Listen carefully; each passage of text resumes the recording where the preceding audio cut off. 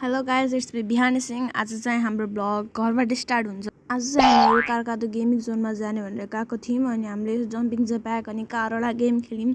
यो गेम खेल्न हामीलाई 1000 रुपियाँ 4-5वटा गेम खेल्यौँ होला 1000 रुपियाँमा प्याकेजमा। अनि यो हामीले कटिङवाला गेम खेलिरहेको थियौँ। यसमा पैसा पनि निक्लिन्थ्यो, तर हाम्रो चाहिँ राम्रो लक थियो। हामी स्केटिङ खेल्न वाटर पार्कमा गयौँ, स्केटिङ पार्कमा। अनि हामीहरू यसो स्टन्ट हान्ने भनेको स्टन्ट चाहिँ भएन। त्यसपछि अर्को दिन चाहिँ हामी 3 जना वन्डरल्यान्ड गएको थियौँ। राजामा छ अनि त्यहाँ चाहिँ हाम्रो एकजनाको 600 रुपियाँ लग्यो। त्यसपछि हामी यहाँ म स्विमिङ गरेको देखाइरहेको थिएँ। यहाँ फेरि मलाई स्विमिङ गर्न आउँथ्यो 3 जनामा। अनि हामीहरू स्लाइड खेल्यौँ। स्लाइडमा पनि यस्तो मजा आएको थियो।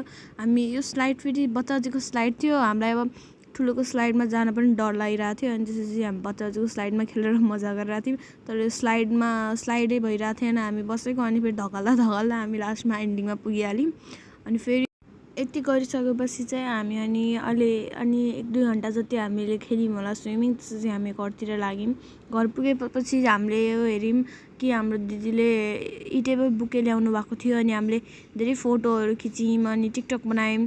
बनाउन चाहिँ बहुत मजा आइरहेको थियो, किनकि दिदीले ल्याउनु भएको थियो, दिदीले गराउनु भएन, हामीले मात्रै बनाइरहेको थियौँ। यो चाहिँ 1500 रुपियाँमा 2टा ल्याउनु भएको थियो दिदीले। अनि साँझ फेरि हामीहरू चिकन चटपटे खाने भनेर घरबाट खाना नखाएर हिँड्यौँ। अनि त्यसपछि राजातिर गयौँ। राजाभित्र रहेछ चिकन चटपटे खाने ठाउँ। अनि त्यहाँ खाइसकेपछि चिकन चटपटे हामीहरू हिँड्यौँ।